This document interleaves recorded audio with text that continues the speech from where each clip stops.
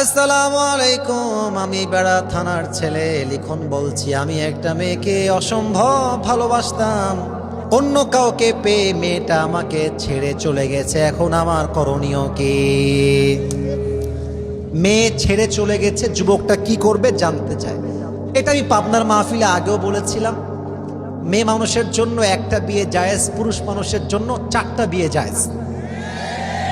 আরে আফসোস করলে মেয়েরা করবে, পুরুষদের আফসোস করা কোনো অপশনই নাই আমার যুবক ভাইরা। আর তোমরা কি বলবো, মুরব্বীরা রাগ করবে। আসলে যুবকরা তোমরা হচ্ছে কুয়ার ব্যাংক। কুয়ার ব্যাংক কেমন জানো? কুয়ার ব্যাংক কুয়াতে থেকে থেকে ভাবে এর চাইতে গভীর পানি আর কি হতে পারে। কিন্তু কুয়ার ব্যাংক সমুদ্রের গভীরতা জানে না, আটলান্টিক মহাসাগর চেনে না। আজকে তোমার পাবনায় যেই সকিনাকে দেখে মনটা ফিদা হয়ে যায়, ঢাকায় যখন যাবা মনে হবে এই সকিনার তো কোনো বেল আমার কাছে নাই। তোমরা কুয়ার ব্যাংক হয়ে আছো, বের হও কুয়া থেকে।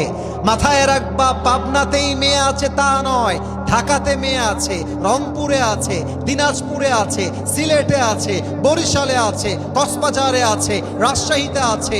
আরে তোমার মতো মেয়ে ছেড়ে গেলে আই ডোন্ট কেয়ার। আমি যদি আমার জীবনে ভালো কিছু করতে পারি, তোমার মতো কয়েক লাখ মেয়ে আমার পেছনে বিয়ের জন্য লাইন ধরে দাঁড়িয়ে যাবে আমার পাবনার ভাইরা। तू नहीं तो कोई और सही, कोई और नहीं तो कोई और सही, बहुत लंबी है ये जमीन, मिलेगी लाखों हंसी, इस जमाने में सनम तू अकेला तो नहीं। বুঝলে বুঝ পাতা, না বুঝলে তেজপাতা। আরে তোমার মতো সুন্দরী মেয়ে তুমি একা নও তো। আরে তোমার মতো সুন্দরী মেয়ে বাংলাদেশেও আছে, পাকিস্তানেও আছে, দুবাইও আছে। তুমি আমাকে ছেড়ে বিয়ে করবে একটা, আমি করব 4টা। আই ডোন্ট কেয়ার যুবক ভাইরা, ঠিক কিনা? অতএব 1 নাম্বার, ছ্যাঁকা খেয়ে বেকা হওয়া বন্ধ করো। 2 নাম্বার কথা, আমার মনে হয় কি জানেন, এখানকার যে যুবকরা আছে ওরাই আমাকে এই প্রশ্ন দিয়েছে।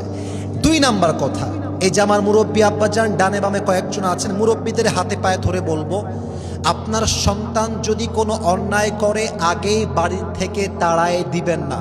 মনে রাখবেন, আজকের জিরো কালকে কিন্তু হিরো হতে পারে।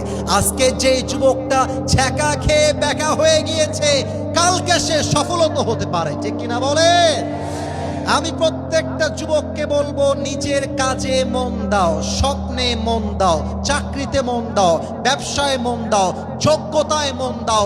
আরে বেটা, তুমি যোগ্যতা সম্পূর্ণ হলে তোমার আশেপাশে মেয়েরা মৌমাছির মতো ভন ভন করতে থাকবে। কথা ঠিক আছে কিনা বলেন আপনারা সবাই? তাহলে নিজেকে প্রতিষ্ঠিত করো। সর্বশেষ কথা বলতে চাই, এই সমস্ত হারাম থেকে বাঁচতে চাইলে সুন্দর করে একজন মেয়েকে বিয়ে করে সেটেল হয়ে যাও। তোমার পকেটে যখন আইফোন থাকবে, তোমার নোকিয়ার কথা মনে পড়বে না। না কথা না বললেও আছে না, কথা ভুল বললাম না ঠিক বললাম? আরে আমার বাড়িতেই তো চাঁদ আছে, বাহিরে মোমবাতি দেখা করার প্রয়োজন আমার কাছে নাই। সুন্দরী মেয়ে দেখো, বিয়ে করো দিনদার মেয়েকে, দেখবা তোমার জীবনের কষ্ট দূর করে দিবে একজন। বলেন সবাই আওয়াজ দিয়ে, তিনি কে?